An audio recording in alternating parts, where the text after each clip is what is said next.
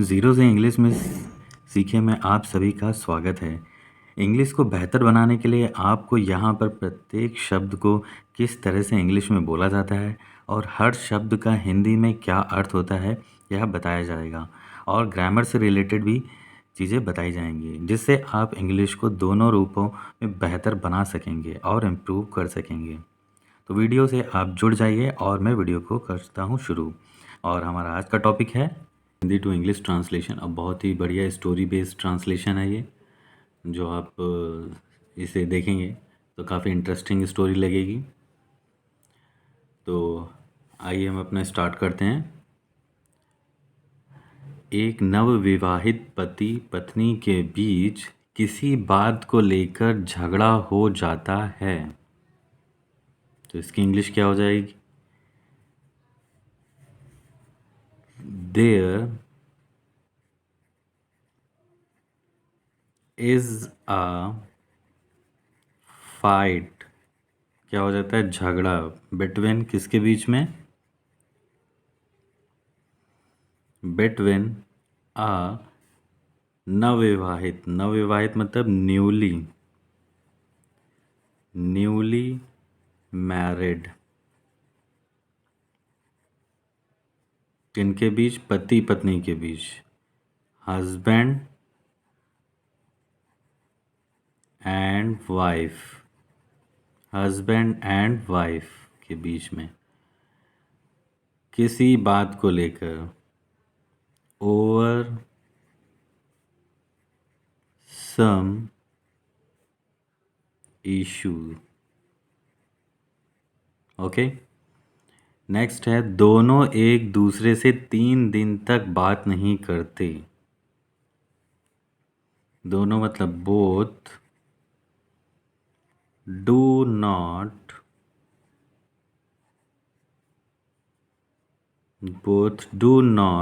Talk to each other. एक दूसरे से कितने दिन तक? For 3 days। ओके, नेक्स्ट है एक दिन उनके घर में मेहमान आते हैं। एक दिन मतलब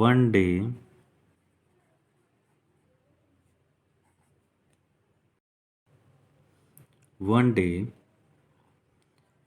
गेस्ट। मेहमान मतलब गेस्ट्स कम टू किसके घर? उनके घर। His house. ठीक है, उस व्यक्ति की पत्नी उनके लिए डिनर बनाती है। डिनर रात का भोजन बनाती है। तो दैट पर्सन्स की वाइफ है ना, तो पर्सन्स एपोस्ट्रोफी एस लग गया। ए पर्सन्स वाइफ कुक्स क्या करती है? डिनर।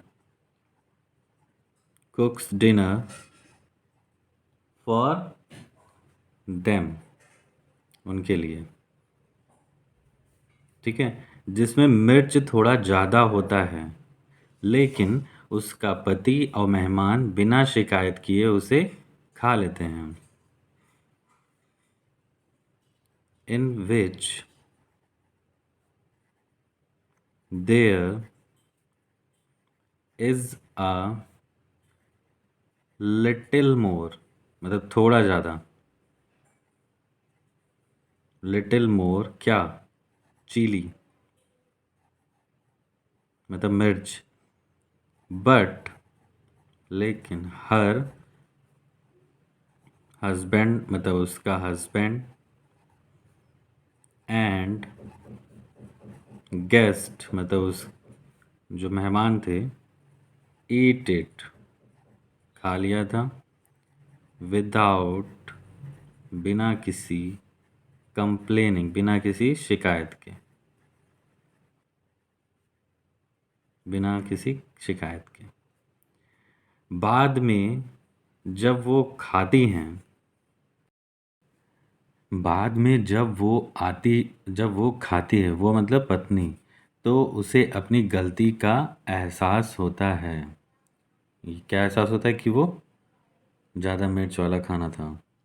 ठीक है। बाद में मतलब लेटर, LATER, पत्र वाला नहीं, ये बाद वाला लेटर है, letter. When she eats, when she eats, she, एहसास होना मतलब रियलाइज, रियलाइजिंग नहीं, रियलाइजेज, आई रियलाइजेज क्या? अपनी गलती, हर मिस्टेक्स, हर मिस्टेक। वो अपने पति से माफ़ी मांगना चाहती थी, लेकिन उसने सोचा कि अगर वो पहले झुकी तो उसे ज़िंदगी भर झुकना पड़ेगा। मतलब पहले वो माफ़ी मांगेगी तो फिर वो हमेशा उसको पहले ही माफ़ी मांगनी पड़ेगी। तो इसका इंग्लिश क्या हो जाएगा? शी मतलब वह चाहती थी, वांटेड टू क्षमा, अपोलॉजी, अपोलोगाइज, किससे? To her husband, but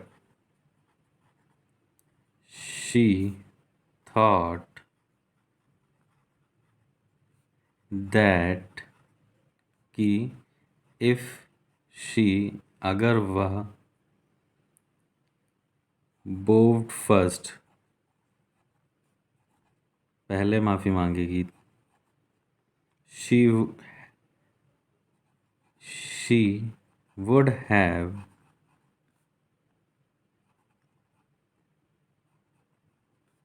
to bow, तो वह हमेशा, she would have to bow for the rest of her life, तो बाकी सारी ज़िंदगी भर भी वह माफ़ी मांगती रहेगी। तभी उसने माफ़ी नहीं मांगी। अगले दिन जब उसका पति उठा तो उसने देखा कि उसकी पत्नी सुबह से उठकर योगा करने लगती है। मतलब अगले दिन, the next day, the next day when her husband woke up,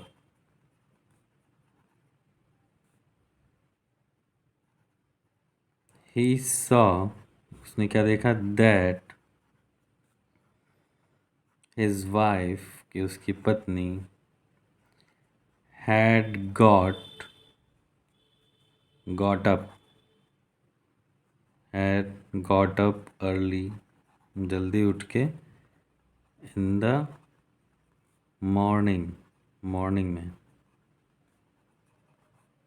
and was doing yoga, and was doing yoga, वो बिना कुछ कहे चाय बनाकर पी लेता है। मतलब कौन? हस्बैंड। ठीक है।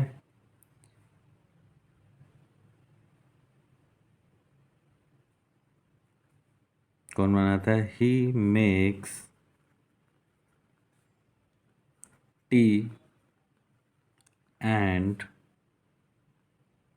ड्रिंक एंड ड्रिंक्स इट, उसको पी लेता है, विदाउट, बिना कुछ कहे, विदाउट सेइंग एनीथिंग, मतलब झगड़ा स्टार्ट हो चुका। नेक्स्ट है, दूसरे दिन बहुत देर बाद भी नहीं उठने पर वह अपनी पत्नी के पास जाता है तो पता चलता है कि उसे बुखार है। उसे बुखार है। दूसरे दिन मतलब next day, next day when, when she, जब वह डजेंट वेक अप, उठी नहीं, wake up even after a long time, बहुत देर तक ना उठने पर, he goes to his wife, वह अपनी पत्नी के पास गया, and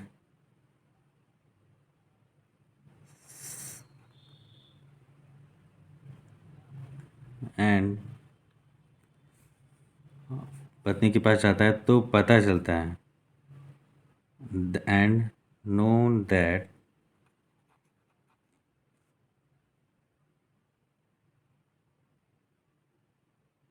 know that she has fever, कि उसके बुखार है। वो तुरंत उससे बात करने लगता है और उसे चाय लाकर देता है। ही, वह तुरंत मतलब ही immediately starts talking to her, वह बात करने लगता है, झगड़ा साइड कर देता है लगता है मतलब, to her, and brings her tea, उसके लिए चाय ले आता है। आगे है, वो उसकी सेवा करने लगता है, वो उसकी सेवा करने लगता है। He starts serving him, serving him, ठीक है। पत्नी को एहसास होता है कि वो जिस आदमी से बात भी नहीं करना चाहती थी, वो तो उसे कितना प्यार करता है। पत्नी को एहसास होता है उसके बाद जब वह उसकी सेवा करता है। The wife realize, the wife realize that the man she did not even talk, even want to talk, want to talk to, मतलब उससे बात करने के लिए। फिर देखता है वो तो उसे कितना प्यार करता है। How much he loves her, वह तो उसे कितना प्यार करता है। उसका पति कहता है हमें तो ज़िंदगी भर साथ रहना है, छोटे मोटे झगड़े तो होते रहेंगे। कितनी अच्छी बात कही है। Her husband says, her husband says that we have to live, have to live together, हमें तो साथ रहना है, for the rest of our, for the rest of our life, हमें जितने भी हमारे बचे दिन हैं हमें तो साथ ही रहना है, छोटे मोटे झगड़े तो होते रहेंगे।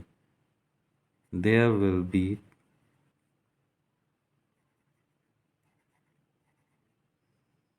small and big fights, छोटे मोटे झगड़े तो होते रहेंगे। सो निष्कर्ष मतलब कंक्लूज़न क्या निकलता है? कंक्लूज़न, अगर रिश्तों को ज़िंदा रखना है, if you want to keep क्या, रिलेशनशिप, रिश्तों को, रिलेशनशिप्स,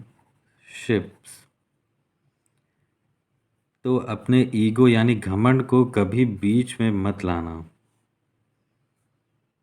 रिलेशनशिप क्या, अलाइव, जीवित रखना है, जिंदा रखना है। Then never bring your ego in between, बीच में मतलब अपना ईगो नहीं लाना है कि आप पहले बात करें, पहले आप, ऐसे में करते करते बहुत देर हो जाती है, फिर पता नहीं क्या चीज़ें होने लगती हैं, है ना। तो आगे अगर आप बात से सहमत हैं, आप लोग जैसे आप लोग सुन रहे हैं स्टोरी, सहमत है तो अपने दोस्तों को ये शेयर ज़रूर करें स्टोरी, जिससे वो भी इससे सीख ले सकें। If you agree with this then please कृपया शेयर इट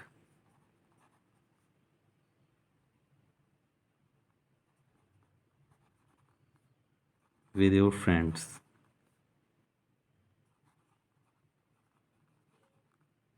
ठीक है, अपने दोस्तों में शेयर ज़रूर करेंगे। तो हमारा टॉपिक यहीं पे एंड होता है ये, और बताइएगा कैसा टॉपिक लगा। तो मिलते हैं नेक्स्ट वीडियो में एक नए टॉपिक के साथ में, तब तक के लिए खुश रहिए, स्वस्थ रहिए।